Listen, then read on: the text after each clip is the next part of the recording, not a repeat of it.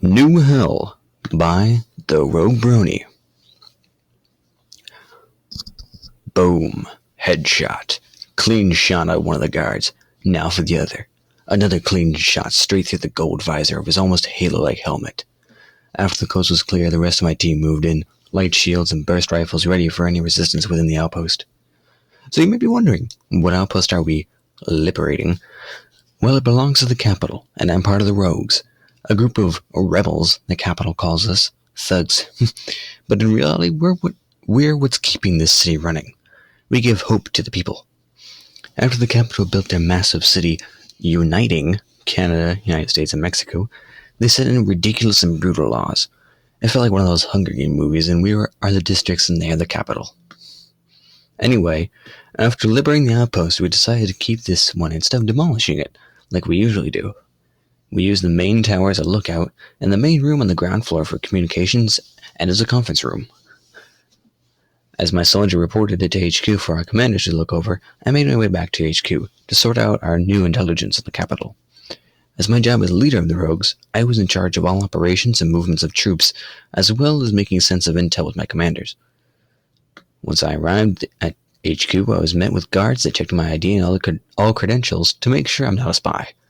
Once I was done with that, I entered into the conference room. "General, we have a problem," said the first commander with a grave look on his face. "What's the problem?" I said, thinking it couldn't be that bad. Maybe just a capital patrol coming too close to our border. "According to our spies," replied one of the other commanders, "the capital was mounting a full-scale attack just outside Foxtrot base." I stopped. I couldn't think. A full-scale assault from the capital would be devastating. We are located in Echo Base, which is our HQ. Alpha's our fallback base in case of this kind of thing. However, Foxtrot is on the other side of our territory. "What kind of force are we looking at?" I said with a strong voice, but starting to tremble a small bit. 24,000 foot soldiers, 15 main battle tanks, and 3 attack helos, the first commander said. "We have 13,000 soldiers located here at the HQ with a few thousand more at other bases. As far as vehicles go, we have 7 main battle tanks, 12 armored transports, and a single attack chopper." "Computer, what's the likelihood of us surviving this attack?" I commanded. "The Rogues as a whole will survive. However, we will take heavy losses," the computer responded.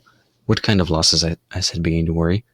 5,000 casualties, 3 MBTs lost, and 6 armored transports destroyed," replied the commander in his monotone voice, as if it really didn't care what happened to us. "Commanders, what is the capital's ETA on their attack?" I asked back to my usual commanding voice, giving the commanders hope again. "Our spies estimate a good week before their forces will be able to attack," they replied. "Right. We need more men. I want more recruiters out there in the streets. We need as many reinforcements as possible," I commanded. "How far are we from Bravo HQ?" "ETA for reinforcements from Bravo is 2 days," about the communications commander. "Get it done," I responded. As I started to get my equipment rounded up, I heard orders being blasted from the speakers and soldiers moving in every which direction. Within the chaos, I yelled out the secret code to the rest of my team, and we regrouped in my office. They already knew what was going down, so once they got their gear on, we hopped in my transport and put the pedal to the metal.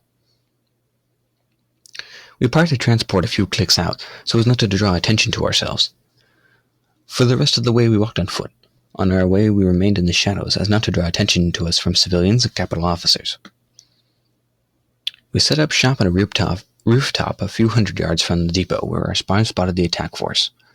Echo, our spotter of the group and the best one at it, set up his binoculars and surveyed the area. "No signs of movement, Neon. However, I see the vehicles the spies are talking about," Echo reported, not moving his eyes from the binos. "Also, there seems to be a lot of commotion in that warehouse over there near the helipads. They must be in there." "Right. We can't get them inside, so we need to draw them out somehow. Delta, you think you could make a distraction to get some of them out of here without drawing the entire army on us?"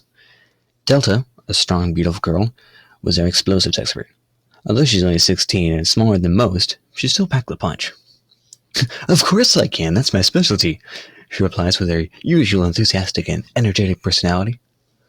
"All right, Alpha, Bravo, and Charlie, you 3 go scout out the area below to make sure it's clear for Delta," I ordered. Alpha, Bravo, and Charlie are siblings and the most sneaky and have never left each other's side. "Yes, ma'am," they said with perfect synchronization. And finally, Echo and Foxtrot, you two stay up here with me, and we'll pick out the enemies from afar. Foxtrot is the second best sniper in the group, and is usually very serious and professional, an admirable trait, so as usual he'd load in position without saying a word. When everyone was in position, I gave the go for Alpha and his group to clear out anyone inside. When they reported that there was no resistance, I signaled to Delta to start a distraction.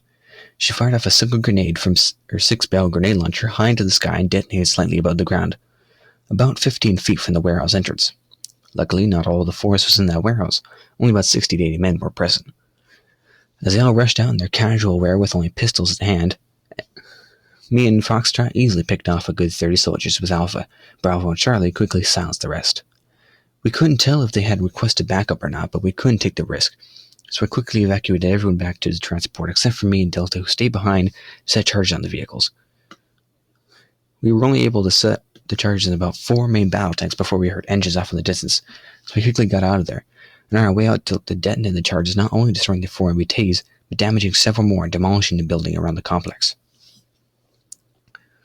When we arrived back at HQ, we were met with high fives and hugs from the soldiers. According to the command, the explosion resulted in a chain reaction, destroying the entire facility, which crippled the enemy attack. However, reports say that the capital is not done yet, and has started small-scale raids in the outside outposts. This war was far from over, but the rogues did not follow the rules, and we will soon defeat the capital and free the people. So yeah, that was New Hell, my next volume in my series. I hope you guys liked it. The next one will be coming out pretty soon. Maybe like tomorrow or the next day. I am, as you all know, I'm sure, I got finals week, so that's going to be a little interesting, and then I'm going to be on vacation for a little while, but I will be able to upload a little bit while over there, but probably not for about a good week. As for now, I will see you guys in the next one. See ya.